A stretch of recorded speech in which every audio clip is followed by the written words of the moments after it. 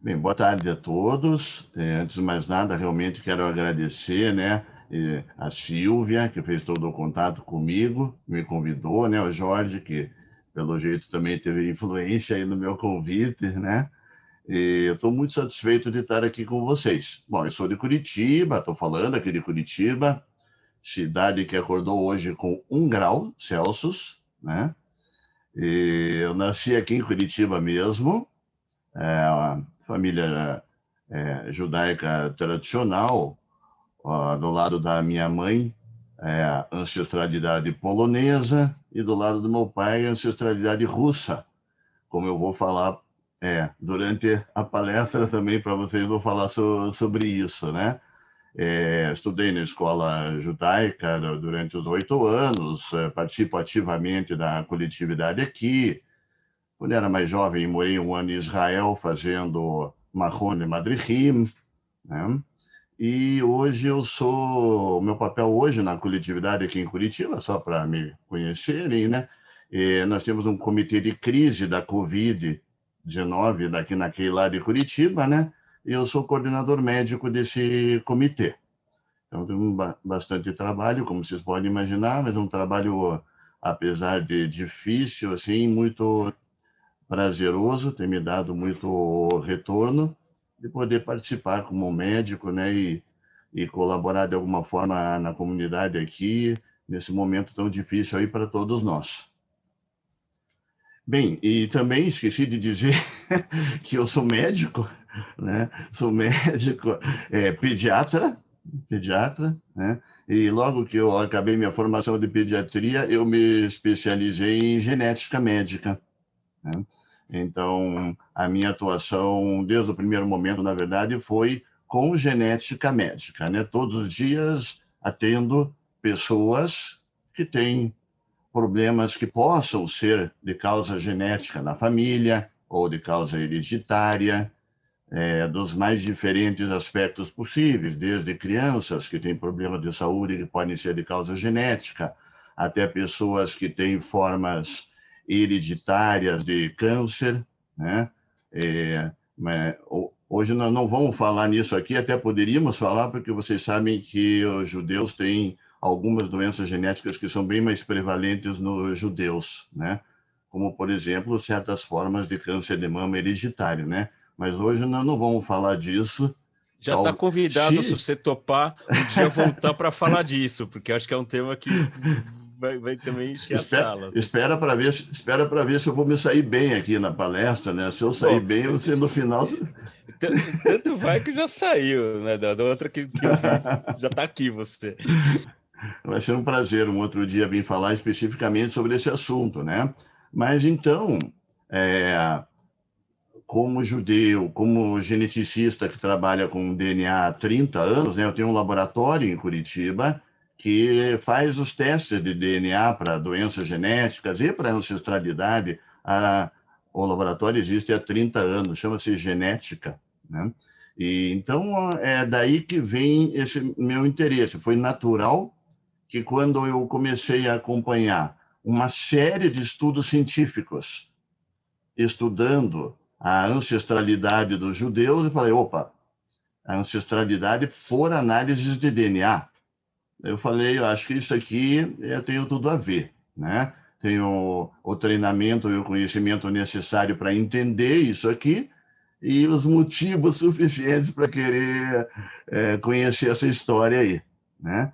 E como vocês vão ver, além do prazer que tem me dado de estudar esse assunto, acabou acontecendo, eu acho que isso eu conto aí no andar da carruagem, mas talvez seja a coisa mais importante de tudo. Na minha família, eu vou contar agora porque já tem, é como se fosse uma introdução já ao que eu vou falar. Vou falar da parte da família do meu pai. Ah, os meus o meu avô, né, pai do meu pai, veio da Rússia, na verdade da Bielorrússia, né? Da, e ele, quer dizer, o pai dele e mais 2 irmãos e uma irmã vieram de lá. Bom, e aí então vieram para o Rio Grande do Sul, através da Jewish Colony Association, né, a JCA, que trouxe judeus, né, da Rússia para o Brasil, como muitos aqui certamente também tem esse mesmo trajeto ali, já vi que o Jorge tem, e outros certamente tem também, né? E, enfim, eles vieram para cá. Só que, bom, tiveram filhos, netos, bisnetos, aqui, inclusive, estou eu, meu irmão, Gerson está assistindo aqui junto com a gente, e a filha do Gerson, minha sobrinha Rafaela, eu vi ela também agora há pouco aí, a Rafaela mora inclusive em São Paulo, né? E, enfim, nós viemos para cá, mas o que a gente sabia é que parte da família tinha ficado na Rússia. E a história de todos nós aqui, não é verdade? Mas não só isso, não sabíamos mais nada sobre isto. Daí encontramos algumas informações com supostos nomes desses irmãos que tinham ficado na Rússia. E para resumir uma história e poder entrar realmente no tema da nossa conversa, nos últimos 3 anos, acho que não deu nem 3 anos, através dessas análises que eu vou mostrar para vocês, nós simplesmente reencontramos os descendentes dos 8 irmãos que ficaram na Rússia. E não só encontramos os descendentes, como com o mundo globalizado hoje, a gente tem contato com eles, a gente se fala por Zooms como esse aqui, né? E, inclusive, já houve encontros até de descendentes nossos que vieram para o Brasil com descendentes dos russos que moram nos Estados Unidos hoje em dia. E isso foi feito através, principalmente, dos testes de DNA, como vou mostrar para vocês. Então, é uma história realmente fascinante, porque não é só a história da minha família, é a história de todas as famílias que estão nos ouvindo aqui, né? Então, tendo dito isso, eu vou tentar agora aqui compartilhar minha tela e vou começar a conversar com vocês. Vocês estão vendo o slide? Todo mundo está vendo o slide? Beleza. Então, eu vou mostrar alguns slides. Não se assustem, porque eu pretendo falar de forma bem simples, né? Tenho que falar um pouco de genética, né? Porque senão como é que nós vamos entender esse assunto? Mas não se preocupem. Eu vou falar de forma bastante simples e depois nós teremos oportunidades também para perguntas. Se alguma coisa não ficar clara, daí eu tento esclarecer depois, ok? Então, o título já é bastante provocante, né? Ser judeu está no seu DNA. É provocante porque todo judeu, ao ler esse título aqui, ele sente uma dupla sensação. Uma sensação de identificação com todos os outros, mas também uma preocupação, né? Porque se houve algum grupo étnico na história da humanidade que sofreu por causa de questões de racismo e de etnia e de limpeza genética, somos nós, né? Então, claro que eu sou bastante ciente disso e depois vocês vão entender qual que é o meu posicionamento aqui no final, né? Vou falar um pouquinho de genética para depois mostrar esses estudos que têm sido feitos nos últimos anos, que estão trazendo informações espetaculares sobre a ancestralidade do povo judeu. E espero que é meu objetivo que no final da conversa todos aqui entendam a diferença entre ter uma ancestralidade judaica e ser judeu, que são coisas que podem ser bem diferentes, podem ser iguais também, né? Mas podem ser bem diferentes. Bom, muito bem, então vamos lá. Primeiro, eu quero mostrar para vocês aonde no nosso organismo, no nosso corpo, que tem material genético, né? Onde que esses estudos são feitos. Então, um adulto tem cerca de 37 trilhões de células, imagine, né, que compõem o nosso corpo. E o DNA está dentro de cada uma dessas 37 trilhões de células. É como se fosse 37 trilhões de repetições do nosso material genético. É isso, na verdade. Porque dentro de cada célula, a gente tem uma cópia do nosso genoma, né? E aonde na célula que fica o DNA? 99,9% fica bem no núcleo da célula, no centro da célula, né? Sob a forma dos famosos cromossomos. Mas tem também uma pequena parcela de DNA, que é diferente desse DNA do núcleo, que fica fora do núcleo. Claro, dentro da célula, mas fora do núcleo, nessas organelas chamadas mitocôndrias. Tem várias mitocôndrias aqui no citoplasma, dentro da célula, mas fora do núcleo. E dentro das mitocôndrias tem DNA, chamado DNA mitocondrial. Então, nós vamos falar um pouquinho sobre o material genético do núcleo e o material genético do DNA mitocondrial, para vocês entenderem as diferenças entre eles e como que eles são utilizados depois para investigar ancestralidade. Eu acho que é... Peraí. Agora vai ficar melhor. Pronto. Então, aqui nós temos o núcleo, temos os cromossomos, e lá dentro do cromossomo é que está o DNA. Tá? Só para entender aonde está o tal do DNA. Na verdade, o cromossomo é formado principalmente por DNA. E se a gente for olhar dentro do DNA, nós vamos ver essa figura aqui, que mal e mal dá para compreender, mas nós estamos vendo essas letrinhas aí, né, do nosso código genético, A, T, G e C. Claro que não são letrinhas, obviamente, que tem lá dentro, né? Essas letras são símbolos para simbolizar substâncias bioquímicas, bases nitrogenadas, adenina, timina, guanina e citosina, A, T, G e C. Vamos pouquinhos lembrando, então, dessa história. E esta sequência que nós temos, uma sequência de 3 bilhões, 3 bi dessas letrinhas dentro do núcleo de cada célula do corpo. E como se não bastasse, ainda temos 2 cópias, porque uma dessas cópias a gente herda do nosso pai e a outra da mãe. Então, nós temos 2 sequências de 3 bilhões de bases nitrogenadas dentro do núcleo de cada célula. Se a gente fosse escrever esses 3 bilhões de bases nitrogenadas em letras, né, num papel de tamanho A4, papel ofício, né, a gente ia ter dificuldade de carregar depois, porque teria que carregar 1.500 volumes, cada volume com 700 páginas. Então, imagine o universo que existe dentro do núcleo de cada célula nossa. Né? Parece tão pequeno, porque a gente não pode nem ver as nossas células, muito menos o núcleo da célula, muito menos o DNA que está lá dentro. Mas olhe só o que tem lá dentro. E nessas letras bioquímicas, muita coisa está guardada, inclusive a história dos nossos ancestrais, pelo menos no que se refere às populações geográficas da onde eles viveram.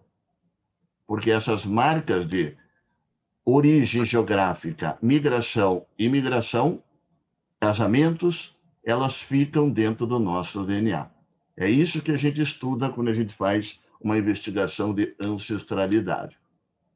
Na verdade, 99,9% dessa sequência de letrinhas é igual entre cada um de nós que estamos aqui. Se a gente fosse estudar e fazer a determinação da sequência dessas letrinhas do genoma de todos que estão assistindo, 99,9% são iguais. Aliás, é porque são iguais que a gente pertence a essa espécie que é chamada de Homo sapiens. Mas 0,1% varia na sequência de letras de pessoa para pessoa. Pode parecer bem pouquinho, né? Afinal de contas, 0,1%. Bom, mas 0,1% de 3 bilhões não é tão pouco assim. Na verdade, são 3 milhões de letras bioquímicas que podem ser diferentes de pessoa para pessoa, simplesmente uma variação ao nível do DNA, sem nenhuma consequência médica, nada disso. Apenas variabilidade que é introduzida no nosso material genético cada vez que ele se divide. Porque na hora de dividir, a célula tem que copiar esses 3 bilhões de letras de maneira bem correta. Só que ela comete alguns errinhos. E esses errinhos, então, vão passando de geração para geração e vão fazendo com que, apesar da gente ser extremamente parecidos no DNA um com o outro, nós não somos iguais no DNA com nenhuma pessoa que a gente conhece. Os únicos que são iguaizinhos são os gêmeos idênticos. Esses têm o mesmo 3 bilhões de letras bioquímicas. Mesmo assim, hoje já se sabe que pode haver algumas diferenças no DNA de gêmeos idênticos que acontecem durante a vida da pessoa. Então, aqui, mostrando mais uma vez essa sequência, e talvez eu seja diferente de um de vocês nesses pontos ali, nessas letrinhas, nesses lugares onde tem uma troca de uma letrinha por outra, lá dentro do nosso DNA, né? Então, voltamos ao núcleo, né, para mostrar que nós temos 23 pares de cromossomos no núcleo. Então, aquele material genético do núcleo, ele está empacotado, 23 pares de pacotes. 22 deles nós damos números e chamamos de autossômicos, que são, digamos assim, iguais entre o homem e a mulher. Todo homem tem 2 cromossomos 1, toda mulher tem 2 cromossomos 1. E o único par que difere entre o homem e a mulher, na verdade, é o que determina se vai ser um embrião do sexo masculino ou feminino, é o 23º par, que é chamado de cromossomos sexuais. Ali existe um cromossomo grande, que leva o nome de X, e um pequeno, que leva o nome de Y. Então, um homem tem um cromossomo Y e um X. Esse dado é importantíssimo para bastante coisas que nós vamos falar para frente. Só o homem tem cromossomo Y. A mulher, como vocês estão vendo aqui no lado direito, tem 2 cromossomos X e não tem o Y. Então, o homem tem o Y, aqui a mulher não tem o Y, tem só 2 cromossomos iguais X. Mas daqui a pouco eu vou mostrar uma coisa que é mais as mulheres que têm do que os homens que têm. Mas aqui o Y é uma marca, vamos dizer assim, do homem, né? Então, se tanto homens como mulheres têm o X, né? Tanto homens quanto mulheres têm o X, esse X pode ter vindo tanto de um homem quanto de uma mulher, tanto do pai quanto da mãe, né? Mas, se só os homens têm o cromossomo Y, então o meu cromossomo Y, obviamente, não pode ter vindo da minha mãe. Obrigatoriamente, ele tem que ter vindo do meu pai, porque minha mãe não tem cromossomo Y, né? E o meu pai tem um cromossomo Y como? Pode ter vindo da minha avó? Não. Só pode ter vindo do meu avô, pai do meu pai, que veio do meu bisavô, que veio do meu trisavô, que veio de centenas de gerações atrás. Então, o Y, e aí o DNA contido dentro do cromossomo Y, é uma marca que vai passando de homem para homem, de geração para geração. Ledor-vador, né? É o Y e o DNA que vai passando de geração para geração. Isso nós vamos utilizar daqui a 2 minutinhos para começar a tentar responder algumas perguntas de ancestralidade que viria do lado paterno, patrilínea, pelo homem. Muito bem. Então, o DNA contido no cromossomo Y, que é esse pequenininho, é uma importante ferramenta para estudar a ancestralidade paterna. Tá? Isso é um dado bem importante para tudo que nós vamos falar. Então, aqui estou eu, aqui o meu pai, que já é falecido, mas o DNA do cromossomo Y do meu pai, bom, melhor dizendo, né? O meu DNA do cromossomo Y é igual ao do meu pai, que é igual ao do meu irmão, que está aqui nos assistindo também. Já, obviamente, não está presente na minha irmã, né? E o DNA do meu pai, no cromossomo Y, como que ele é? Bom, igual era do meu avô, que por sua vez igual ao meu bisavô, que por sua vez igual ao meu trisavô, que é essa pessoa aqui, que se chama Naftali Herz Raskin, que viveu numa vila chamada Elnia, perto de Khotinsk, no distrito de Mogilev, lá na Bielorrússia, mais ou menos em torno de 1840 até 1920. É o que a gente imagina, né? Mas o importante aqui é que o DNA do cromossomo Y dele é igualzinho ao meu, só não é igual ao do meu filho porque eu não tenho filho, né? E aí, sem entrar em muitos detalhes, mas já aproveitando o que eu falei para vocês no início, quando nós encontramos os parentes lá da Rússia, a gente encontrou principalmente esta pessoa aqui. E aí a gente, pela história que ele contava a respeito do avô dele, a gente viu que o avô dele era um dos irmãos do nosso bisavô, né? E que tinha ficado na Rússia.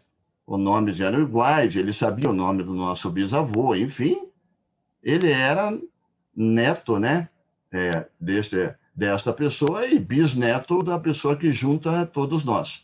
Mas daí a gente precisava ter certeza, a gente queria ter certeza de que realmente ele era o nosso parente 100 anos depois que houve a imigração dos nossos ancestrais da Rússia. E aí nós fizemos um teste do cromossomo Y em mim, o Yu, no caso aqui, sou eu, né? E pedimos para ele fazer um teste do DNA do Y também. E como vocês podem ver aqui, mesmo sem entender muito de DNA, né? O número da placa do Y dele é exatamente igual ao número da placa do meu Y. Né? O meu pai já não é mais vivo, mas o irmão dele fez o teste também e, obviamente, tinha exatamente o mesmo número da placa. Então, nesse momento aí, a gente teve a confirmação, vamos dizer assim, né, que ele realmente é o nosso parente. E aqui, então, mostrando o pai dele, o avô dele, o bisavô dele, o Y igual em todas essas pessoas, navegou por todas as gerações e muitas daqui para cima. Só que para cima a gente não sabe nada ainda. Estamos parados nessa pessoa aqui, que é da época de 1850, né? Muito bem. Agora eu quero falar 2 minutinhos sobre o outro lugar onde tem material genético. Lembram? No citoplasma, fora do núcleo, as organelas chamadas mitocôndrias, e que lá tem DNA chamado mitocondrial. Então, esse DNA mitocondrial ele tem uma peculiaridade. Está aqui ele, o DNA mitocondrial. Né? Esse DNA mitocondrial, ele é herdado só do lado materno. Então, ele é exatamente o contrário do que eu falei agora para vocês do Y. O Y vem só do lado paterno e o meu DNA mitocondrial, ele veio só da minha mãe. Porque na hora que acontece a fecundação, o DNA mitocondrial que tem dentro do espermatozoide, na hora da fecundação, ele é destruído. Pela natureza, é claro. E fica só o DNA mitocondrial do óvulo. Obviamente, o óvulo da minha mãe. Então, o meu DNA mitocondrial é igualzinho ao DNA mitocondrial da minha mãe e ele não tem nada a ver com o DNA mitocondrial do meu pai. Porque o DNA mitocondrial do meu pai é igual ao DNA da mãe dele, né? A minha avó paterna. Mas eu não tenho nada do DNA mitocondrial da minha avó paterna. Mas o meu DNA mitocondrial é igualzinho ao DNA mitocondrial da minha mãe, que é igualzinho ao DNA mitocondrial da minha avó, que é igualzinho ao DNA mitocondrial da minha bisavó, né? Que viveu na Polônia, na cidade de Rubieszów, né? E de lá a filha dela, Clara, emigrou para o Brasil e, bem, todo o resto da família ficou lá na Polônia e todos foram mortos na Segunda Guerra Mundial. Novamente, uma história que, infelizmente, todos aqui conhecem tão bem, né? Mas, se pudéssemos voltar atrás e fazer o DNA mitocondrial dela, seria igual ao meu DNA mitocondrial. E se a gente encontrar ainda alguém do lado dela, né, seja na Polônia, em algum lugar, difícil, porque praticamente todos morreram, o DNA mitocondrial será igual ao meu, ao do meu irmão e a da minha irmã. Sendo que a minha irmã, obviamente, passa o DNA mitocondrial para frente, né? E eu e o meu irmão já não passamos mais o DNA mitocondrial para frente, tá? Então, vejam, né? Estamos já no meio do assunto falando sobre ancestralidade e DNA, né? Agora, veja que coisa interessante aqui. Quantos ancestrais cada um de vocês tem? Bom, uma coisa eu posso garantir. Todas as pessoas que têm aqui têm ou tiveram 2 pais biológicos, 4 avós, todos, né? 8 bisavós, todo mundo, 16 tataravós, 32 tetravós, 64 pentavós, né? Então, se você for olhar 11 gerações para trás, nós já teríamos, cada um de nós, 4.094 pessoas só 300 anos antes que você nasceu. Veja só, né? Os ancestrais. Tá? E se você for estudar há 1000 anos atrás, ou seja, 40 gerações, imagina que cada geração é 25 anos. Tá? Então, 40 gerações atrás, há 1000 anos, cada um de nós teria que ter 1 trilhão e 99 bilhões de ancestrais. Então, aqui fica a primeira pergunta para vocês, né? Quantas pessoas será que viviam no planeta há 1000 anos atrás? Veja, nem falei tanto tempo. Em termos, né, de estudos de genética, 1000 anos não é nada. Né? Estamos no ano 2021. Então, em 1021, será que tinha trilhões de pessoas no planeta? Já que cada um de nós aqui tem 1 trilhão de ancestrais naquela época? Eu posso fazer a conta inversa que uma pessoa, há 1000 anos atrás, teve 1.100.000.000, quer dizer, 1 trilhão e 100 bilhões de descendentes? É isso mesmo, 1 trilhão e 100 bilhões de descendentes, né? Mas está estranha essa história, não tá? A conta matemática é exatamente essa que você fez. Mas só que está um pouco estranho isso aqui. Quantas pessoas viviam no planeta, então? Se cada um tinha 1 trilhão de descendentes? Bom, obviamente que isso não é real, né? Mas não é. E por que não é real? A resposta por que não é real é que é muito importante para a nossa conversa. A resposta leva o nome, né, de teoria do coalescente. O que quer dizer isso? Se você pegar, vamos pegar aqui 3 pessoas, eu, o Jorge, tá? E a Silvia, 1, 2 e 3 aqui, tá? Então, estamos aqui, nós, 1, 2 e 3, e aqui para cima, cada linha, né, dessas aqui é uma geração. Então, nós estamos olhando aqui 16 gerações para cima, tá? Acontece que 2 gerações para cima aqui, a pessoa 1 e a pessoa 2 já têm um ancestral em comum.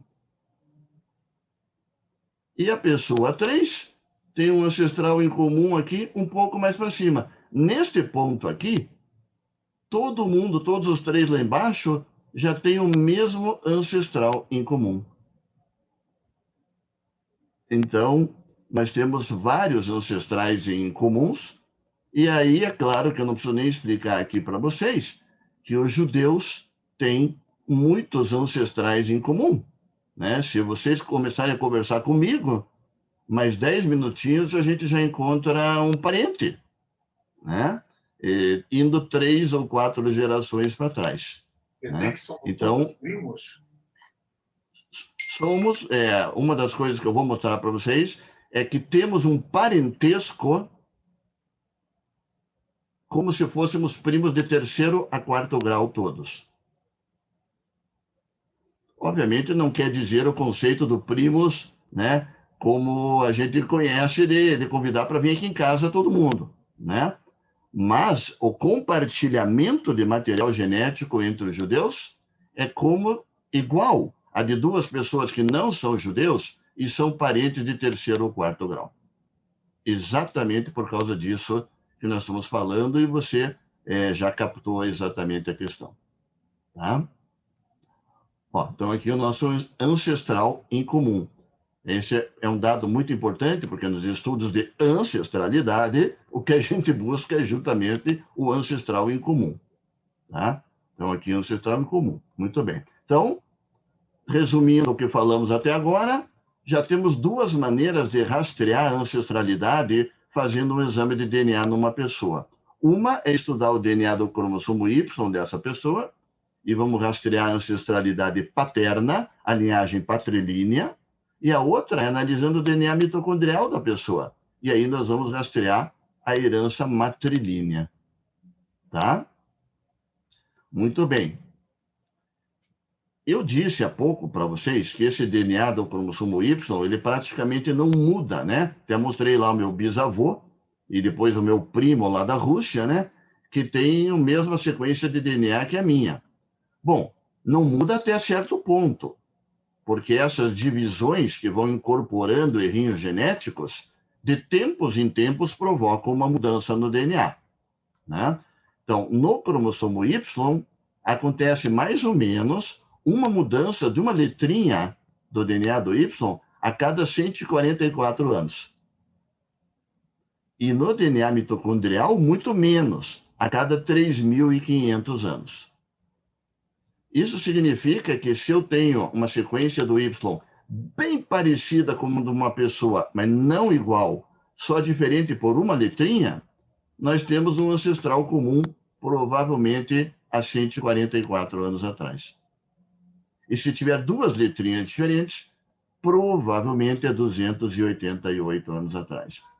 Então, com isto, vejam que não só a gente consegue comparar a ancestralidade das pessoas, mas consegue ter uma estimativa, e a palavra certa é essa, né? Estimativa de há quanto tempo atrás essas pessoas tinham um ancestral em comum. Por causa desse relógio genético e dos errinhos que nós sabemos que acontecem nesta taxa no DNA do Y e nesta taxa no DNA mitocondrial. Então, aqui um exemplo, imagina se tem a pessoa A, B, C, D, E e F. Estamos olhando um pedacinho lá do DNA do cromossomo Y, pronto, tá? Ou do DNA mitocondrial. A pessoa A tem essa sequência, a B tem essa sequência, igualzinha. Então, claro que os dois vão compor uma linhagem que está aqui. Já a pessoa C, como fica bem fácil de ver, né? Até porque está em vermelho aqui, tem uma letrinha diferente. Mas uma letrinha diferente já faz com que ela tenha uma linhagem um pouquinho diferente da A e da B. A pessoa D já tem uma linhagem diferente. E a E e a F, diferente de todos os outros, mas em comum entre eles. E assim, sem querer querendo, nós começamos a fazer uma árvore de ancestralidade, de semelhanças e diferenças do DNA das pessoas. Nós chamamos em genética isso aqui com um nome bonito e chique e difícil de falar, né? De árvore filogenética, né? E é claro que eu não vou entrar no detalhe aqui, nem se preocupem, né? Eu só quis mostrar que se você analisar o DNA do Y de todas as pessoas, bom, das pessoas vivas hoje em dia, né? No planeta Terra, você consegue ver diferentes linhagens do cromossomo Y. Várias, na verdade. E aí, se você estudou pessoas de diferentes continentes, você consegue dizer qual dessas linhagens é mais frequente em cada continente. Não que um continente deva ter uma linhagem só, mas uma delas será mais frequente e outra será segundo lugar e outra terceiro lugar em cada continente.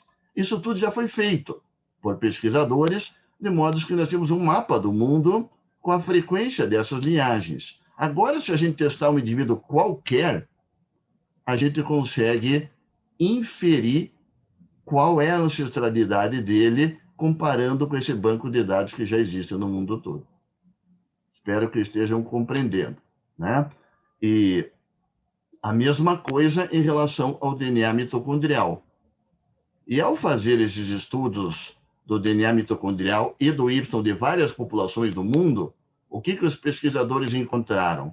Que você consegue explicar a diferença de letrinhas entre as pessoas se todo mundo tiver vindo da onde? Da África. Então, o ancestral em comum, lembram lá do ancestral em comum? De todos nós, de todas as pessoas do planeta, no DNA mitocondrial, está na África. E o ancestral em comum do DNA do Y também está na África. E pelo número de letrinhas diferentes, lembro que a cada 144 anos ou milhares de anos a gente consegue estimar quanto tempo atrás foi a existência do ancestral em comum, nós podemos dizer que tanto os nossos ancestrais em comum do Y quanto do mitocondrial não só vieram da África, mas viveram lá em torno de 120 a 150 mil anos atrás. Então, aí vem a primeira pergunta, fácil de responder pelo teste de DNA, né? Será que Adão e Eva existiram? Se você pode ir traçando esse DNA mitocondrial para trás, talvez se possa responder essa pergunta, né? Bom, brincadeira, né? Que você não consegue responder uma pergunta como essa aqui, mas, né, vamos lembrar lá da Bíblia, né? E aqui está a linhagem patrilínea do Adão, né? E, se você fizer, então, esses estudos, você vai chegar num Adão genético, e, como eu falei, viveu na África. E a Eva genética também viveu na África. E esse estudo aqui, feito em 2013, nem há tanto tempo atrás, né, mostrou que esses ancestrais, não é uma pessoa, é um grupo de pessoas, tá?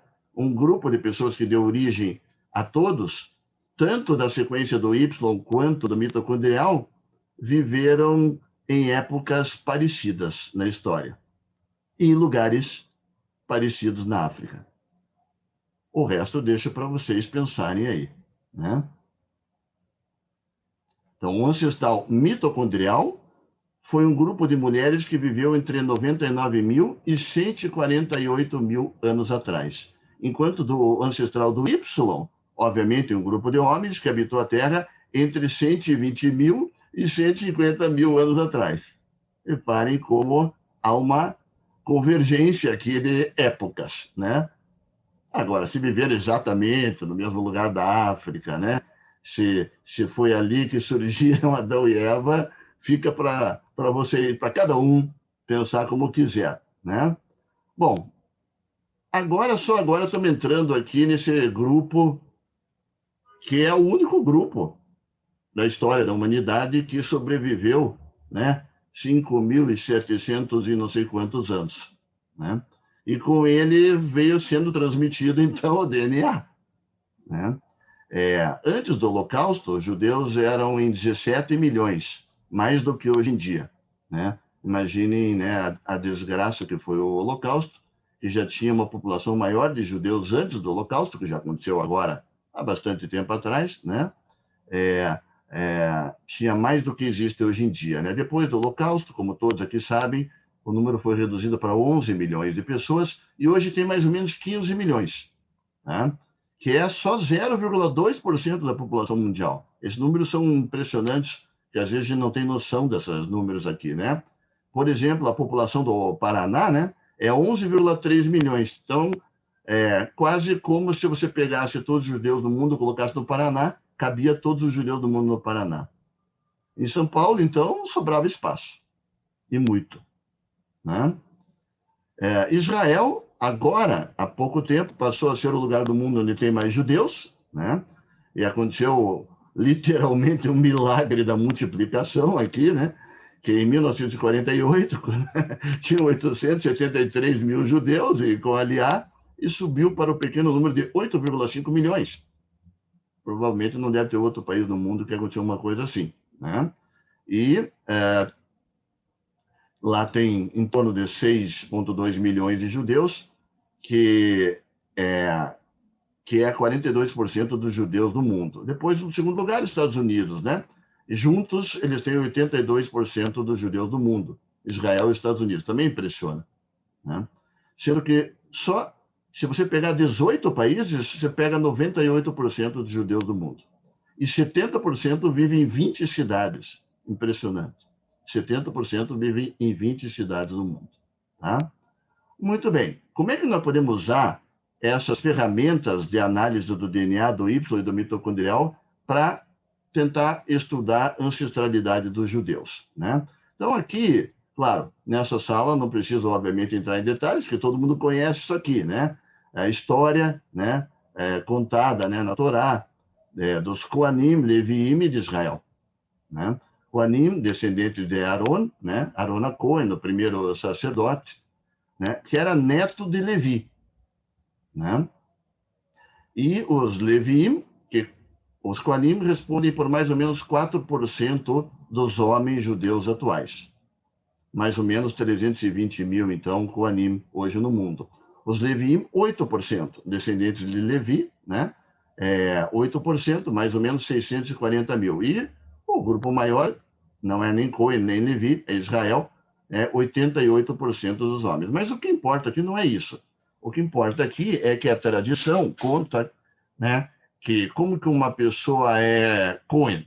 Aqui na sala talvez tenha alguns Koanim, Mas se perguntar para a pessoa, por que você é Cohen? Bom, eu sou Cohen porque meu pai falou que nós somos Cohen. Mas por que o teu pai é Cohen? Não, o meu pai disse que ele é Cohen porque o nosso avô, pai dele, falou que nós somos Cohen. Tá bom, mas por que o teu avô é Cohen? Não, porque o meu bisavô era Cohen. Né? E Leviim, a mesma coisa, a mesma história. Né? Bom, se é assim, né, então nós podemos tentar verificar se essa história é verdadeira. Por quê? Porque a tradição dos Koanim e também dos Leviim, ela é patrilínea. E progeneticista, patrilínea, lembra cromossomo Y. Bom, baseado nisso, pesquisadores começaram a estudar o DNA de pessoas que se auto-intitulam, se é que eu posso chamar assim, de Koanim, né?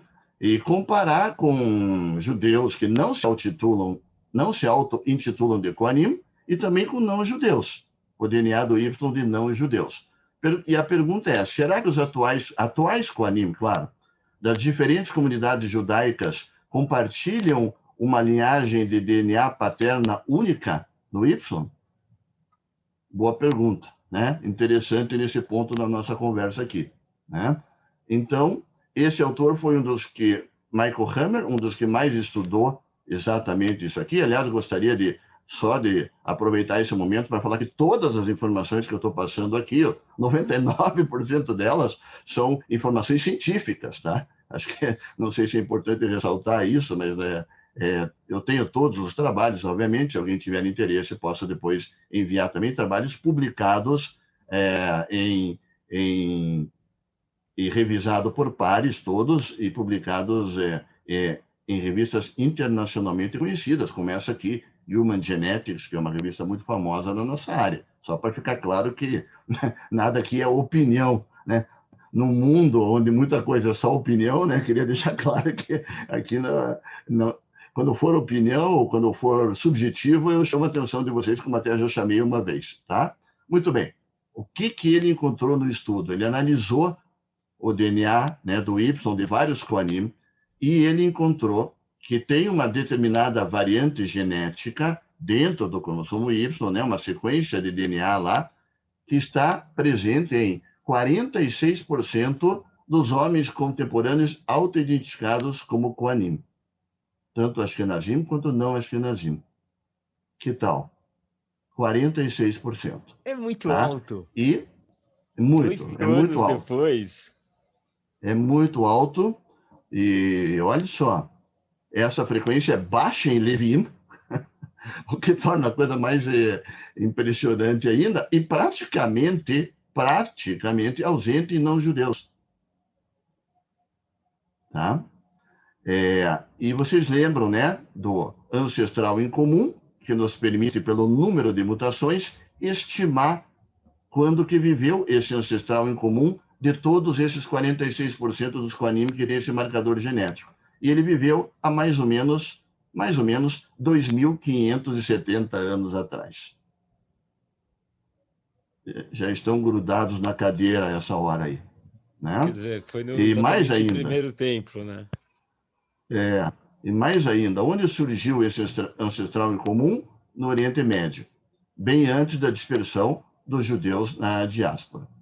E lembrando que a tradição dos Koanim, pela Torá, foi estabelecida há cerca de 130 gerações atrás, mais ou menos, é claro, há 3.250 anos atrás. Que tal? E os Levim fizeram exatamente a mesma coisa. Agora que vocês já compreenderam a ideia do estudo, eu nem vou precisar repetir, pegaram um grupo de Levim, um grupo de Koanim, um grupo de pessoas que não eram nem judias, e estudaram o DNA do Y e encontraram também um marcador nos Leviim. Inclusive, é um marcador mais forte ainda. Ele está presente em simplesmente 2/3 dos Leviim Ashkenazim. Né? Então, se o George achou que aquele 50% lá era bastante, agora nós já estamos falando em 66% aqui. Tá? E 8% da população ashkenazi hoje mais ou menos 320 homens, são descendentes desse progenitor Levi Ashkenazi com esse marcador. Né? Então, dá para dizer que quando você tem esse marcador no teu DNA, o teu ancestral era muito provavelmente não apenas um judeu, mas também Levi e Ashkenazi. E esse ancestral surgiu há cerca de 1743 anos atrás no Oriente Médio. Então, aí já vem, né, mais perguntas. Será né, que a narrativa bíblica bate com esses estudos de DNA do Y? Sim e não. Né? Sim e não. Por exemplo, Levi era um descendente paterno do Arão. Então, se era um descendente paterno, o Levi e o Arão, se eles eram realmente da linhagem, né, paterna um do outro, eles tinham que ter o mesmo marcador genético do Y. Só que não, vocês viram que são dois marcadores genéticos diferentes, um para Coanim e outro para Levi. Tá? Então, a princípio, eles descendem de pais diferentes. Vários Coanim têm marcadores diferentes daquele que, claro, se é 50% mais ou menos, os outros, né, 50% que são Coanim, claro, não é que deixam de ser Coanim porque não tem esse marcador, né? Mas eles têm marcadores diferentes, né? E vários Levim têm marcadores de DNA diferente daquele que representa 2/3 dos casos. O ancestral comum dos Levim viveu numa época mais recente do que a Bíblia conta da história de Levi, né? Há cerca de 1743 anos atrás só. Né? Já o ancestral comum dos Coanim viveu numa época bem semelhante à contada na Bíblia, cerca de 2 a 3 mil anos atrás. Então, aí fica pontinhos, né, para cada um pensar nessa história. E aí, então, quando eu soube desses estudos, né, eu conversei com meu irmão, né, que está aqui, e falei para ele, nós somos Levim, né? Ele falou, claro, somos Levim. Daí eu falei, por que nós somos Levim, hein? Não, somos Levim, meu pai sempre falou para a gente que a gente era Levi. Ah, tá. E como é que o pai sabia que ele era Levi? Não, porque o Zeide sempre falou para ele que a gente era Levi. Em resumo, eu resolvi confirmar pelo DNA que nós éramos Levi, né? E aí estudei esses dois marcadores, né? Dos Leviim e dos Coanim no meu DNA e bateu totalmente com aquele marcador dos Coanim. Totalmente. Os 12 pontos lá que são testados no meu DNA é igual àqueles 12 pontos dos Coanim. Aí eu entrei numa crise existencial e fui falar com o rabino, né? Que quando a gente entra em crise existencial religiosa, é com o rabino que tem que resolver, né? Falei, rabino, já ganhou uma aliá, né, na hora. Eu tenho uma coisa para te contar, você não vai acreditar. O que é, São? Expliquei toda a história para ele e falei, e agora? Eu sou Levi ou sou Cohen? Aí o rabino pensou assim, olhou para mim e falou, Salmo, quando for interessante para você, seja Cohen. Quando for interessante, seja Levi. Muito bem. Agora vamos falar um pouquinho do DNA mitocondrial na ancestralidade judaica, né? E todo mundo sabe também que nos primórdios o judaísmo era transmitido, né? De pai para filho homem, mas depois mudou, né? Mais ou menos, isso até é um pouco controverso, tem alguns que acham que não era bem assim, mas enfim, mais ou menos 200 antes de Cristo a 500 depois de Cristo, também dizem que é por causa que havia muitos estupros, né? Na época, e era difícil se saber quem era o pai, mas não era, obviamente, difícil saber quem era a mãe. Então, o status de judeu passou a ser definido pela descendência materna, como é hoje, né? Pelo menos na religião, né? Pelo menos na religião, né? Pela Halahá, a gente sabe que o judeu é o filho da mãe judia, né? Muito bem. E aí, então, pesquisadores começaram a estudar o DNA mitocondrial dos judeus e comparar com o DNA mitocondrial de não-judeus a mesma história, né? E olha só que coisa impressionante que eles encontraram. encontraram 4 marcadores, agora estamos falando de 4 marcadores, que eu já vou mostrar, que representam simplesmente 40% dos judeus Ashkenazim no DNA mitocondrial. Tá? Foi um estudo grande, com 583 judeus Ashkenazim, 11 mil não-judeus, e, resumindo o estudo, eles viram que 40% da população Ashkenazi, aqui vale homem e mulher, porque todos têm o DNA mitocondrial, né? Mas todo mundo herdou da mãe, tem só 4 grupos de DNA mitocondrial, que são essas 4 siglas aqui. Esse vermelhinho é o que deu no meu DNA mitocondrial. Né?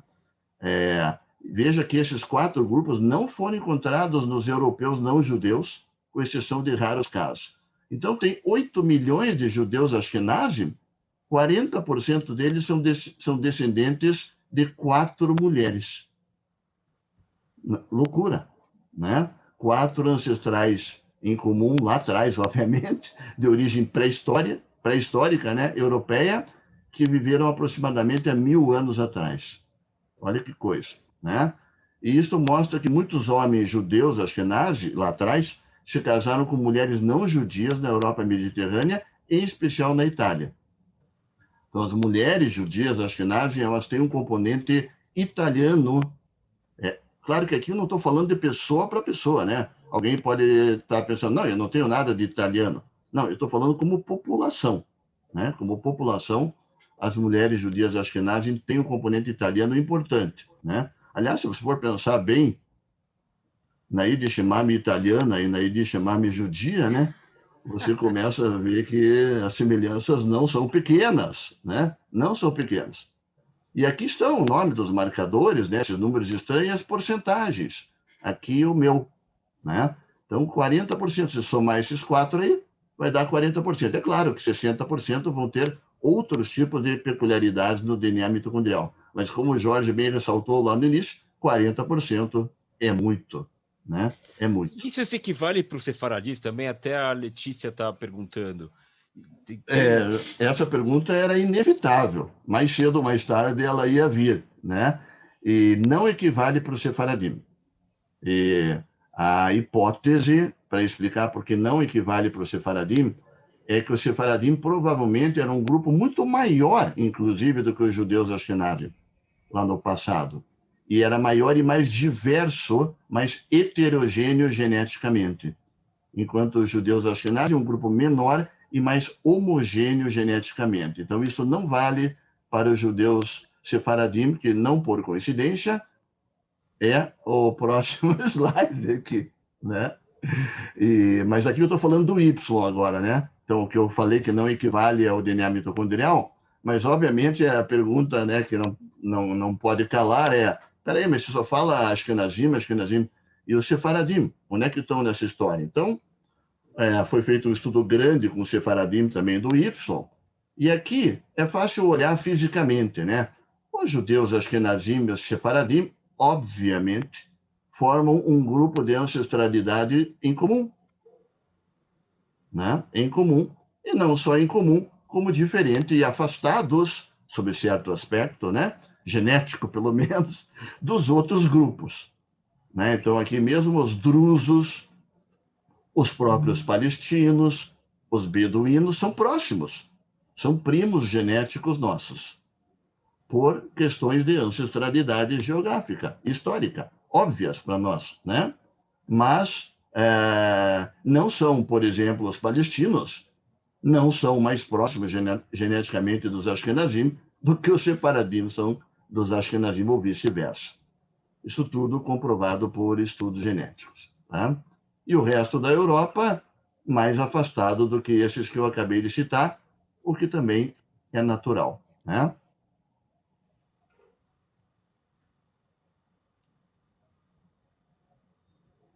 Muito bem. Aqui é justamente a resposta para a pergunta da Letícia, se não me engano, né?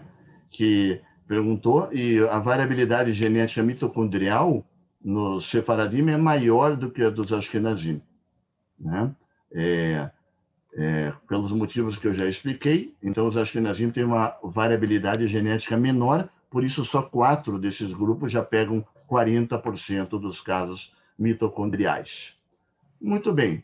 Aqui já estamos avançando, não se preocupem, que logo nós vamos até parar para ver se tem tempo de perguntas, né? Mas eu mostrei para vocês análises do DNA do Y, mostrei para vocês análise de DNA mitocondrial, e agora, mais recentemente, que eu digo assim, nos últimos 10 anos, a tecnologia de genética avançou e a gente consegue analisar o DNA do genoma inteiro da pessoa. Então, agora a gente consegue analisar o DNA que vem dos dois lados. E esse tipo de DNA, então, dos outros pares de cromossomos que vem dos dois lados, né, não de um lado só, ele não só complementa os estudos do Y e do mitocondrial, como ele amplia, né? Ele amplia os estudos do Y e do mitocondrial, e é aqui que a gente começa a poder fazer os testes de ancestralidade para ver se uma pessoa tem ancestralidade judaica ou não. Claro, existem esses testes para aquilo que eu já acabei de falar para vocês. O DNA do Y dos Kohanim, dos Leviim, o mitocondrial para ver se cai numa daquelas 4 ali, né? Mas aqui nós estamos falando de uma maneira mais ampla, que são os testes para saber quanto na tua composição tem ancestralidade judaica. E essas variabilidades dentro do nosso DNA, elas são tão comuns entre os judeus que você pode fazer uma análise sem você mencionar que você tem ancestralidade judaica, que comparando com uma base de dados de milhões de pessoas que já fizeram os mesmos tipos de testes e se autodeterminaram judeus, fica evidente, através do exame, que você tem uma ancestralidade judaica. Tá? É assim que são feitos os testes de ancestralidade hoje em dia, né? Analisando todo o material genético. Então, aqui já tem quase um resumo, só para lembrar, né? Os testes de ancestralidade, né, para Cohen e Levi, 54% dos Kohanim vão ter o mesmo marcador no Y, 66% dos Leviim vão ter o mesmo marcador no Y, né? 40% vão ter um desses 4 marcadores no DNA mitocondrial, né? E agora, a pergunta que o Jorge fez lá atrás para mim, que ele já entendeu no momento que eu falei do ancestral em comum. Um par de judeus Ashkenazim compartilha cerca de 1 a 2% do DNA. Isso, claro, do DNA que varia entre as pessoas, né? Então, isso é semelhante a primos de terceiro grau. Se você pegar 2 pessoas que não são judias, né, mas que são primos de terceiro grau, esse é o compartilhamento que você vai encontrar no DNA. E esse é o compartilhamento que você encontra entre qualquer 2 judeus do planeta. Tá? Muito bem. Conclusões, né? Finalizando. Nas últimas 2 décadas, essas análises do DNA estão permitindo determinar com impressionante precisão a contribuição relativa, né, de migrações e conversões, que também dependem também do sexo, né, assim como grandes efeitos de gargalo, trazendo valiosas contribuições para a compreensão da formação das comunidades judaicas da diáspora dispersas globalmente. Os judeus são geneticamente mais próximos um do outro do que não judeus, que vivem na mesma região geográfica. Esses padrões demonstram que quase todos os grupos de judeus da diáspora têm seus ancestrais, pelo menos em parte, no Oriente Médio. Há cerca de 2.000 a 3.000 anos atrás, claro que com vários graus de miscigenação das diferentes populações da diáspora. A história das linhagens masculina e feminina Ashkenazi são um pouco diferente, né? No caso dos homens, um pequeno número de fundadores fez contribuições desproporcionalmente grandes na população atual. Mas, ao contrário do que a gente foi ensinado na escola, né, por esses últimos 3.000 anos, não foi só um fluxo de genes direto entre os judeus, não, viu? Também houve bastante mistura de ideias culturais e religiosas que contribuem para formar o judaísmo, né? Os judeus não foram tão isolados como a gente aprendeu, né? E como a gente pensava. Há uma longa data a miscigenação com populações não judaicas. Os homens judeus têm forte ancestralidade do Y do Oriente Médio, mas já as mulheres têm forte componente europeu, especialmente italiano. E as evidências apontam para miscigenações na forma de casamento entre homens judeus e mulheres europeias não judias. Depois disso, essas populações se tornaram bastante endogâmicas, do tipo judeu casa preferencialmente com o judeu. Aqui mostrando só como é que é o nosso kit de ancestralidade judaica. Tudo isto é feito a partir da saliva. Isso que talvez seja também muito impressionante, né? Claro que é o DNA das células da saliva, né? Em vez de você fazer uma coleta de sangue, você coleta o DNA da saliva, e da saliva vem todas essas informações. É sobre isso que eu vim falar para vocês, uma história, ainda bem, né? Sem fim. Nossa história é contada na biologia, né? É incrível isso. Uma curiosidade, para minha filha, eu casei com minha esposa não judia, ela acabou se convertendo, e ela tem uma descendência que até parece que em algum momento tiveram cristãos novos e tal. E minha filha, no final, ela tem 9 descendências. Se ela fizer esse exame, ela consegue, na verdade, a gente consegue detectar os dois lados, vamos dizer, e até se tiver alguns cruzamentos lá para cima? Sim. Obviamente, sua filha, claro, mulher, não vai ter o cromossomo Y. Então, essa parte do teste para ela, não, obviamente, não dá para fazer, né? Mas é possível fazer a análise do DNA mitocondrial dela, que virá só do lado da mãe dela, né? Mas lembra dos outros 22 cromossomos que eu falei no final. Então, sim, claro, quando ela fizer a análise dos 22 cromossomos, aí então vai aparecer toda a ancestralidade dela de centenas de milhares de anos atrás até a África, né? Então, sim, hoje tem ferramentas para pegar todas as situações. Sensacional. O que eu aproveito da pergunta para... Espero que eu tenha deixado... Não sei se deixei tão óbvio, não, e por isso eu vou aproveitar a pergunta para deixar minha opinião bem clara, né? Que nós não estamos falando aqui de quem é judeu e quem não é judeu, né? Não vou, obviamente, nem entrar nesse tema com todos aqui, porque todos aqui sabem que ser judeu é algo muito mais complexo e muito mais completo do que ter uma ancestralidade de DNA judaica, né? Eu só queria deixar bem clara a minha opinião aqui, né? Porque você pode ser um judeu sem ter ancestralidade judaica, não é verdade? Ou você pode não ser um judeu tendo ancestralidade judaica. Então, é isso que eu só gostaria de deixar bem claro, para não misturar os dois conceitos que, para mim, é tão claro, mas eu acho que, como eu estou falando, é bem importante que eu ressalte, né? Eu fiquei com uma dúvida, porque Sim. Eu sou sefaradi, assim me dizem que eu sou sefaradi, pelos meus pais e tudo. Mas eu fiquei me perguntando como eu faria para saber a genética dos judeus sefaradi, do Oriente, porque provavelmente meu pai veio da região da África, a família toda, que se dirigiu para o norte de Israel, pegou a Palestina e toda aquela região que você mostrou. Então, teria que ser feito mais ou menos uma pesquisa da genética igual a essa que você fez, para analisar os que vieram do Oriente? Exatamente, né? Uma pesquisa mais ampla, nesse caso. Sabe, aproveito para explicar o seguinte, na verdade, esses estudos, como eu imagino que vocês saibam, a maioria deles foi feita nos Estados Unidos, né?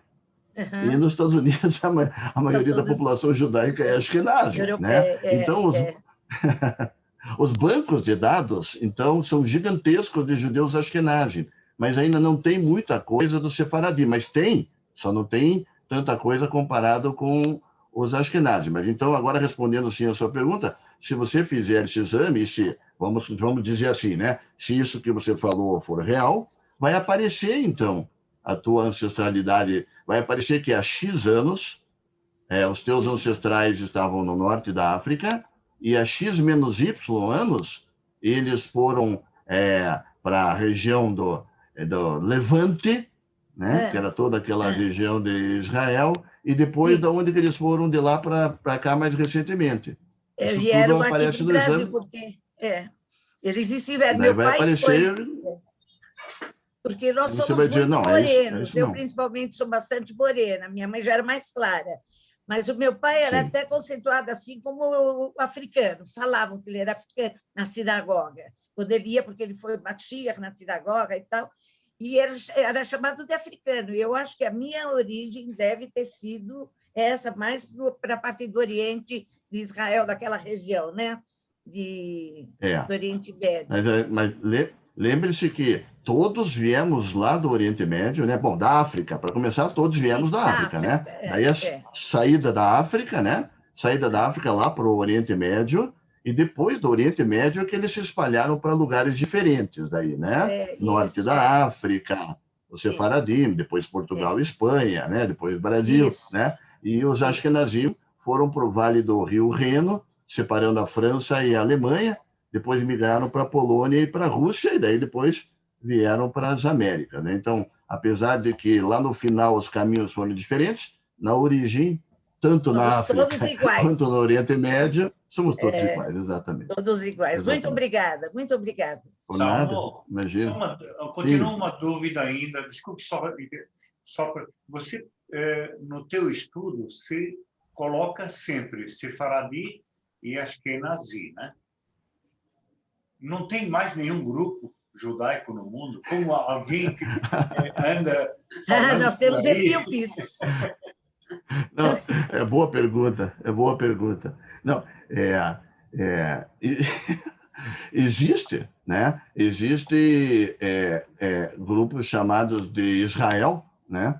Que são judeus que talvez não tenham nem saído daquela região do Levante, né? Saíram lá de Canaã, porque foram expulsos para a Babilônia, para a Síria, né? Para o Império Romano, depois voltaram para lá.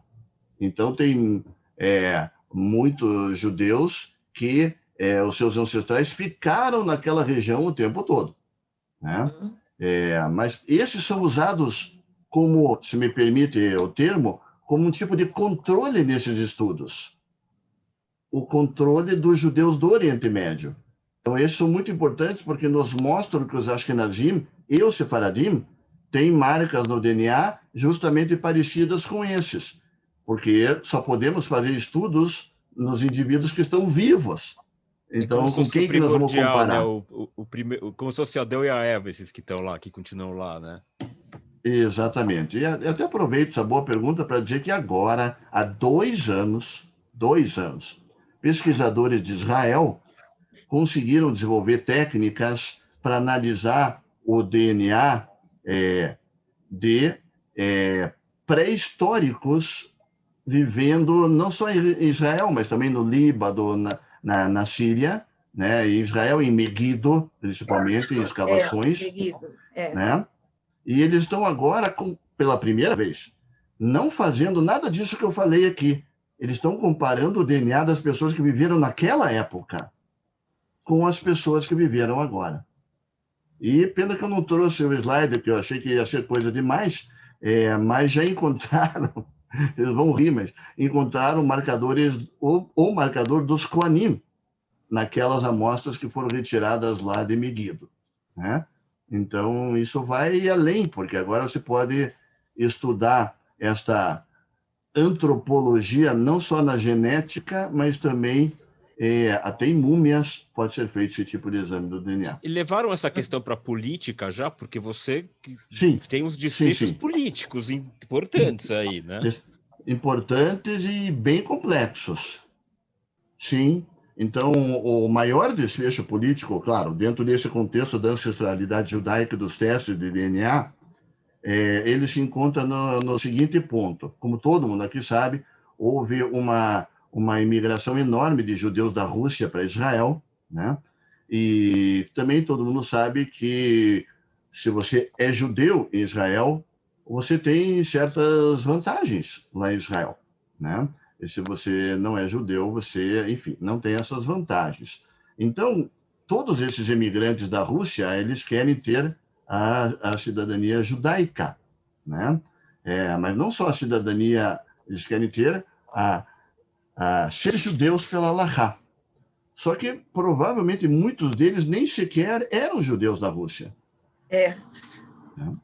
Muitos nem eram. E agora, como saber quem é judeu e quem não é judeu? Então, um grupo de rabinos de Israel, um grupo importante de rabinos de Israel, mas não a maioria, um pequeno grupo de rabinos de Israel, passou a aceitar o teste do DNA mitocondrial que eu mostrei para vocês. Justamente aquele teste, não para dizer quem é e quem não é, mas para dizer se você está naqueles 40%, você é.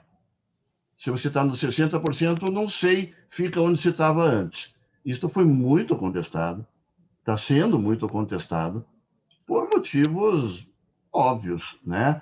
Porque isto, como explicamos inúmeras vezes aqui, pode até falar sobre a ancestralidade da pessoa, né? Mas se os teus pais, teus avós e bisavós nem sabiam o que era judaísmo, como que agora você pode querer se auto-identificar como judeu? Então, é um assunto bem quente nessa área lá em Israel e muito problemático. Mas Israel, se não tiver problema, não é assunto, né? Então, esse é mais um. Salmo em Israel, no Yad Vashem, eles têm uma pesquisa que é baseada na parte de tecnologia. Se você quiser saber sobre os seus ancestrais, você pode conseguir saber sua árvore genealógica lá no Yad Vashem. Perfeitamente. Né? Perfeitamente. Foi muito bom, Alzira, você ter mencionado isso, porque uma coisa que eu não falei, porque dei tanta ênfase nos testes de DNA, né? Eu não falei que esses estudos eles são compostos por duas vertentes. Uma é o DNA, tudo que eu falei, e a outra é o que nós chamamos de genealogia. Genealogia. Né? E a genealogia é justamente buscar todas essas informações e esses documentos que a Alzira citou, que o Yad Vashem tem, inclusive, um site gratuito, acesso direto, né? Que é um site, assim, é até difícil de dizer, né? Porque ele é fantástico, o site, no sentido de que você encontra tudo lá. Então, eu por exemplo, fiz já a pesquisa da família da minha avó, né? Da Polônia, que eu falei, encontrei lá as testemunhas de pessoas que contaram tudo sobre todas essas irmãs da minha avó que ficaram lá e todas morreram. E aí os amigos que sobreviveram foram lá e testemunharam e tem todos os nomes lá. Então, esse tipo de pesquisa, ela é a junção de estudos de genealogia desse tipo, não só no site do Yad Vashem, mas existem inúmeros, né, sites hoje em dia, mas os estudos de DNA, os dois se ajuntam para trazer tudo isso que eu mostrei para vocês. Obrigada. Acho que a Cima quer falar, né, Cima? Acho que ela não está. Rubens está aí? Oi, Cíntia, pode falar. Professor Salmo, obrigada pela sua palestra. Eu sou geneticista também, então para mim foi bastante boa. Mas eu queria contar... Se eu soubesse, tinha caprichado mais, então. Imagina, fui aluna da Célia Koif, você conhece. Aí ninguém ia entender nada, né? Mas eu queria contar a minha experiência do teste de genealogia e ancestralidade, quando você alguém comentou, então, que todos somos primos, né? Fiz o teste pela empresa aqui de São Paulo, e quando foi colocar na busca de parentes, acho que vieram todos os judeus que já tinham feito o teste, porque todos vieram, umas 300 pessoas como primos de terceiro grau. Então, é bem isso que você colocou, perfeitamente. Né? E só para completar, o meu mitocondrial é H, tá? Eu estou nos 60%. Você pertence à maioria. Nós que estamos tão acostumados em ser minoria, pelo menos ser maioria. Mas bacana, né, o teu depoimento, né? Como geneticista, né? E sim, a gente faz esses testes e aparece 1.500 pessoas como parentes. Daí depois você pergunta, desses quantos são judeus ashkenazim? Todos. Todos são judeus ashkenazim. Claro que vai ter um grupo bem menor, 10, 15 desses que são, né, com parentesco mais compatível com o segundo grau, enfim, mais próximos, né? Mas de parentesco distante, 1.500 pessoas, todos judeus ashkenazim.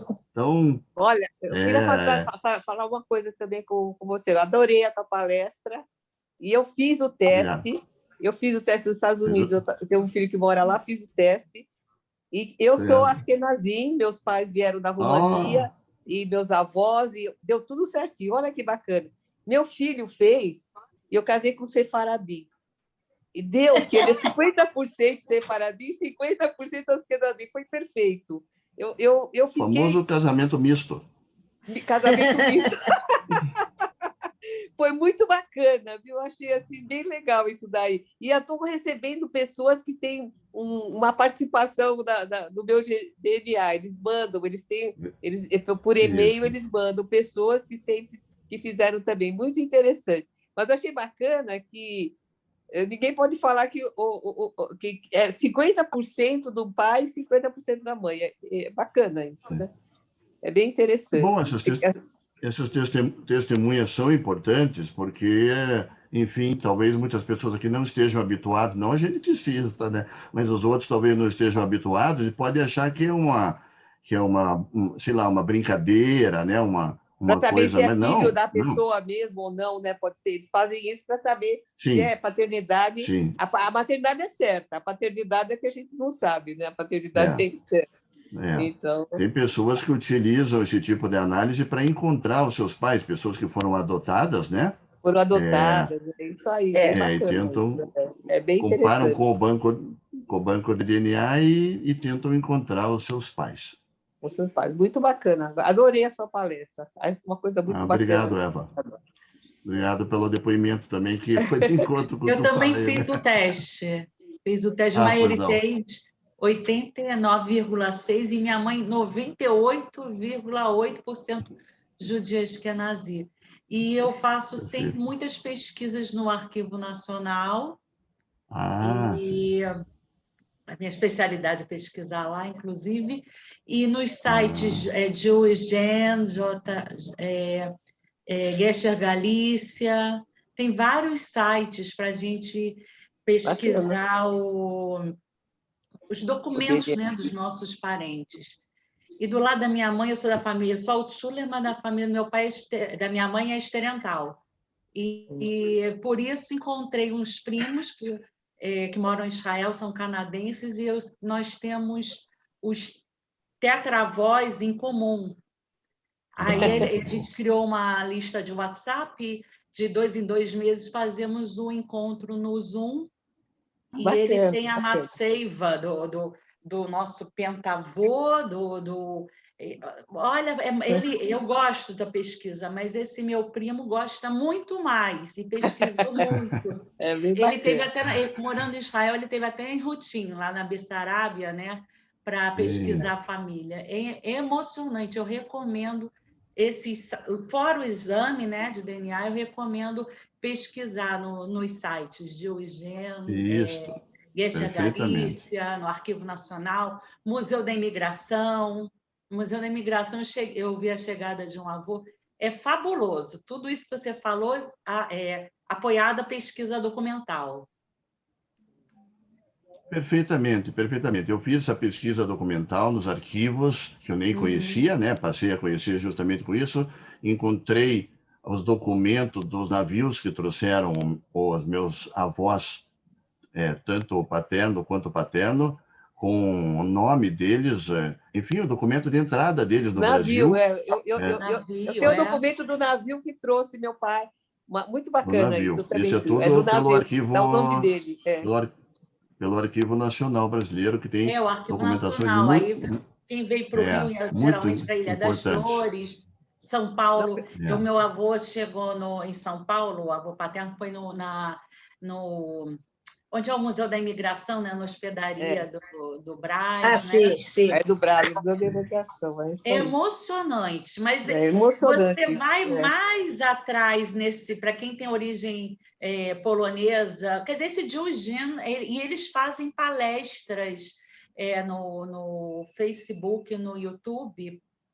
É emocionante acompanhar essas palestras todas. Bacana, muito bacana. E a fundo, né, da família, entendeu? Eu acho que eu tenho um bisavô que tinha uma loja lá, eu achei o endereço da loja em Rutim dele. Eu já sabia da loja de cereais e eu achei num documento também Olha, cada dia é uma descoberta. Isso mesmo. Que bom o teu depoimento também, Cláudia. Eu tinha lido, olha, depois que começou a palestra, eu me lembrei que você deu uma entrevista para a Veja. Isso, na Veja eu descrevi justamente... bem doida, você encontrou... Eu tenho no meu computador que você encontrou seus ancestrais. Exatamente isso. Eu olhei aqui essa entrevista. A entrevista, do DNA à saliva. No Google, na Veja, eu tinha lido. É da saliva, da saliva. Como ele encontrou. Foi emocionante. Aqui atrás desse filtro que vocês estão vendo aqui atrás, né, é a árvore genealógica da minha família, né? Esse um filtro aí do Zoom, lá né? de Israel, a nossa árvore tem mais de 900 pessoas. É impressionante. Impressionante. Eu não pesquiso tanto, mas esse primo, ele pesquisa mesmo. É profissional, ele gosta disso. Aí muito muito bacana. Agora, no último Peça... Posso só mais dizer mais uma coisa que eu acho interessante? Sim. Já que a gente está num grupo aqui, eu pesquiso muito para as pessoas no Arquivo Nacional. Eu queria só dizer com a emoção que eu tenho de pesquisar os judeus, várias pessoas judias. Eu só vi, você vê ali a ficha, né, no prontuário estrangeiro, processo de naturalização, eu só vi uma mulher judia que estava lá escrito analfabeta. Os italianos e espanhóis, outras portugueses, mas nos judeus eu só vi, eu posso te dizer que eu vi, acho que uma centena de papéis assim, só uma pessoa estava lá escrito analfabeta. Nós somos mesmo o povo do livro, né? Interessante. Com certeza. Eu ia contar dessa história que você falou, me lembrei. Agora em Peça, nós fizemos um Zoom com a família. E aí nós reunimos, tinham pessoas da Rússia, né? Pessoas que já moram na Alemanha, na França, nos Estados Unidos, no Brasil, Israel, é claro. E foi muito emocionante, porque essas pessoas, os ancestrais dessas pessoas, se separaram em 1914, quando os meus avós e bisavós vieram para o Brasil. Então, mais de 100 anos atrás, a família se separou e se reuniu pelo Zoom em Peça, graças a esses estudos aqui. Foi muito bacana. Ele marca sempre domingo, 2 ou 3 da tarde, que dá para pegar, porque são vários fusos horários, né? Pega a turma de Israel, tem gente dos Estados Unidos, Costa Leste, Costa Oeste. Aí ele conseguiu fazer essa mágica de botar domingo 3 da tarde. Muito bom. Muito. É emocionante. Parabéns pela Parabéns. Então, só para dar uma fechada, você é médico, né? E sim, aqui já estamos vendo que muita gente ficou com vontade de fazer esses exames. Funciona, você faz. Como é que... O que você pode nos Nos Estados Unidos tem, agora eu não sei aqui do Brasil se tem. Tem aqui do Brasil? Eu faço no meu laboratório essas análises do Y dos Levim, do Y dos Kohanim e do DNA mitocondrial. Então, esses 3 eu faço no meu laboratório aqui em Curitiba, porque tecnicamente poderia fazer dos 23 cromossomos também, mas para fazer dos 23 tem que ter o banco de dados, né, para poder comparar depois. Então, este aqui eu coleto a amostra de saliva da pessoa e eu envio para os Estados Unidos. Né? Mas o do DNA dos Kohanim, dos Levim e mitocondrial, nós fazemos aqui mesmo no nosso laboratório, com aquele kit ali que eu mostrei para vocês. E de doenças genéticas para quem quer ter filho. Outro dia assisti a Daphne Horowitz, que ela fala sobre esse assunto e tudo. Vocês também fazem esse tipo de exame? Sim, na verdade, isso é o que nós fazemos há 30 anos, sabe? São as doenças genéticas, como Tay-Sachs, que a Daphne falou, né? Que a Daphne, conheço ela, né, há muitos anos, e o nosso laboratório é um laboratório de doenças genéticas. Eu claro, por causa desse interesse, comecei a também ir para essa área de ancestralidade, porque a técnica é exatamente a mesma, né? Mas o foco do laboratório são as doenças genéticas, e é isso que nós fazemos há 30 anos. E a gente estando aqui em São Paulo, como é que a gente faz com você o exame? Então, tem até uma representante nossa aqui em São Paulo, eu deixei nesse slide que está aqui embaixo, né? Rápido, eu vou, se me permitem, eu vou voltar ao slide último aqui para mostrar. E aí é só entrar em contato com a gente. E aí a nossa representante aqui em São Paulo, ela faz a coleta e a gente manda o kit para casa da pessoa mesmo. E então a pessoa recebe o kit em casa, coloca a saliva lá e manda pelo correio em temperatura ambiente. Então, realmente não tem como ser mais simples, né? Oh, perdão.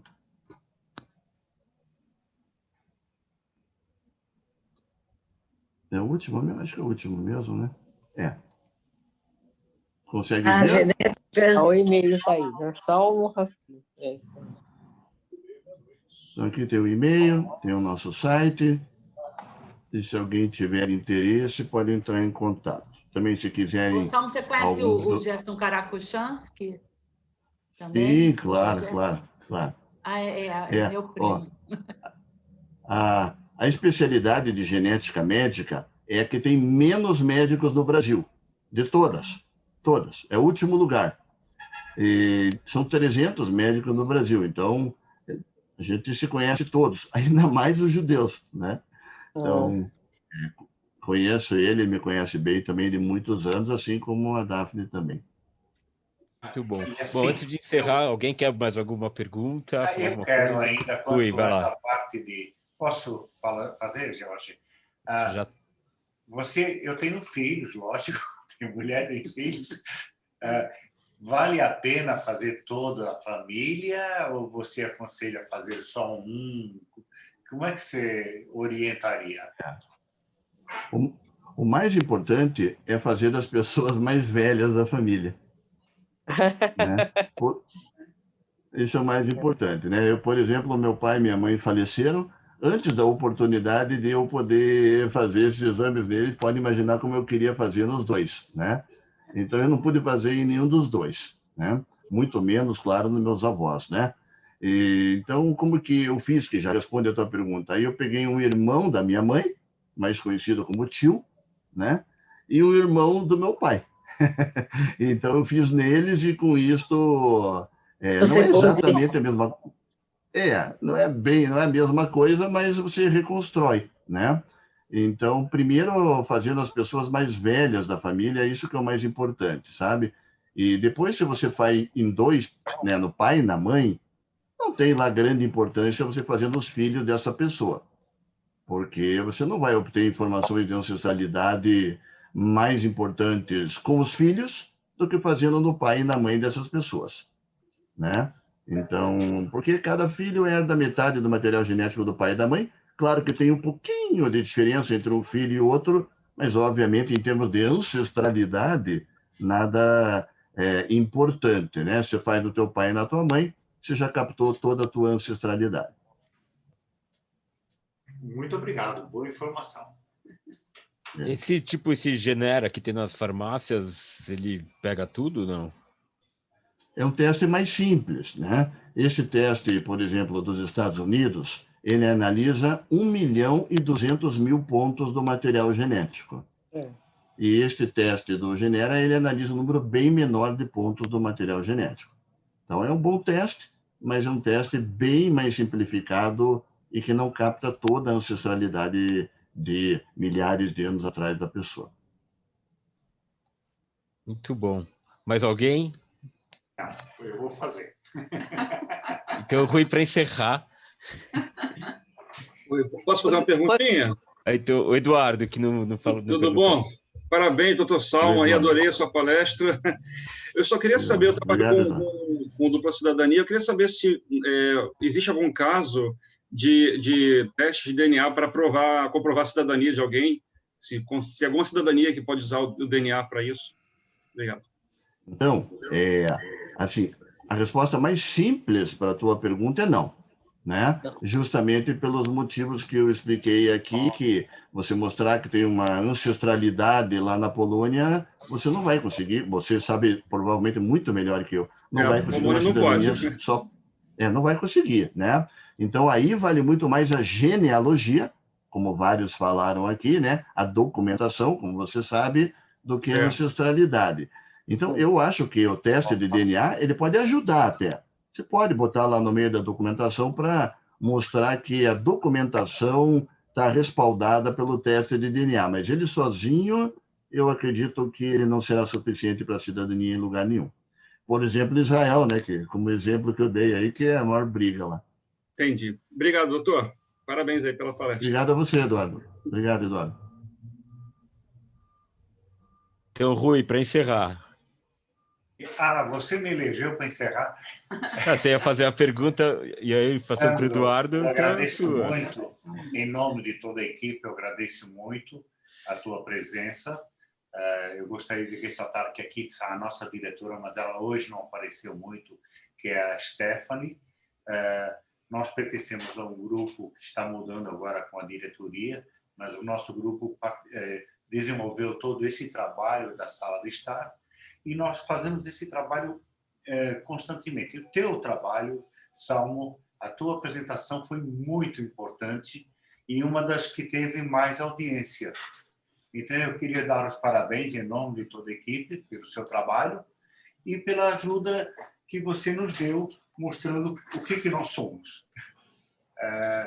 Normalmente, o trabalho aqui acontece da seguinte forma: a gente costuma celebrar a nossa união tocando uma música e dividir, e todo mundo pode cantar junto, se conhecer ou não, e está à disposição. Então, gente, em nome de todo mundo, muito obrigado. Viu? Muito legal. Obrigado, Rui. Muito Obrigada. bom. Obrigado pela... Salmo, eu sou a Stephanie, que nem o Rui falou, eu não pude hoje ficar ligada, mas eu assisti a sua palestra antes, em outro local, e eu fiquei maluca. Eu falei, temos que trazer o Salmo para a sala de estar. Eu fiquei louca com a sua palestra. E aparentemente, pelo número de pessoas que a gente teve, não sou a única maluca que ficou louca pelo tema, tá? Então, eu quero te agradecer muitíssimo por estar aqui na nossa sala de estar. Obrigado, então... foi muito gostoso e foi uma honra para mim participar também com o grupo. Obrigadíssima a você. Bom, vou colocar então uma música que tem a ver com as nossas ancestralidades. Vamos lá. De alguma forma. Ai. We stay because Anatevka is our home. And how do we keep our balance? That I can tell you in one word. Tradition!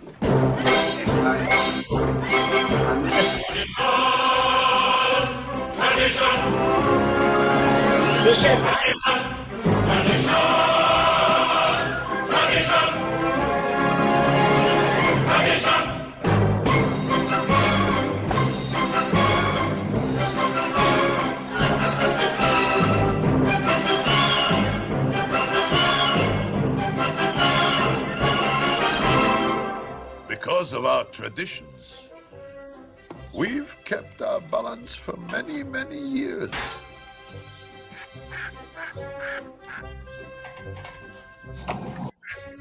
Here in Anatevka, we have traditions for everything. How to sleep, how to eat, how to work, how to wear clothes. For instance, we always keep our heads covered and always wear a little prayer shawl. This shows our constant devotion to God.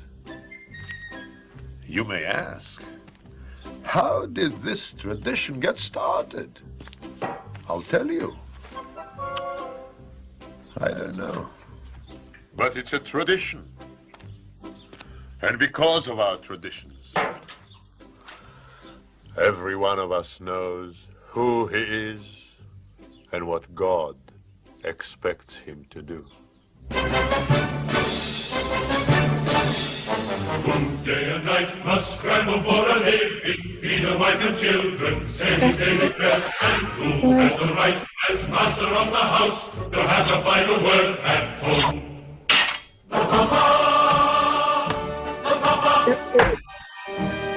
Tradition! The Papa!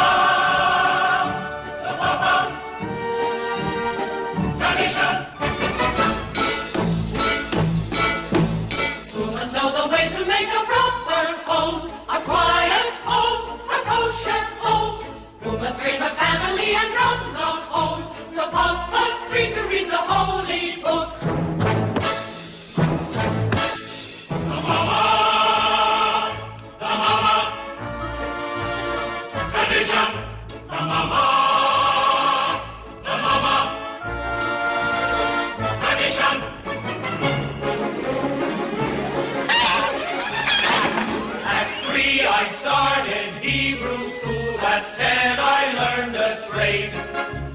hear they picked a bride for me. I hope she's pretty. And who does Mama teach to mend and tend and fix, preparing her to marry whoever Papa picks? The daughters,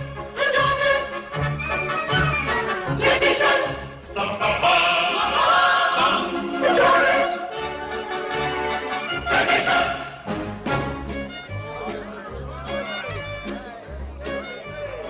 And in the circle of our little village, we've always had our special types. For instance, Yenta the matchmaker, For your girl. Reb Nachum the beggar, and most important of all, our beloved Rabbi. Rabbi, may I ask you a question? Certainly, Leibish. Is there a proper blessing for the Tsar? A blessing for the Tsar, of course. May God bless and keep the Tsar far away from us.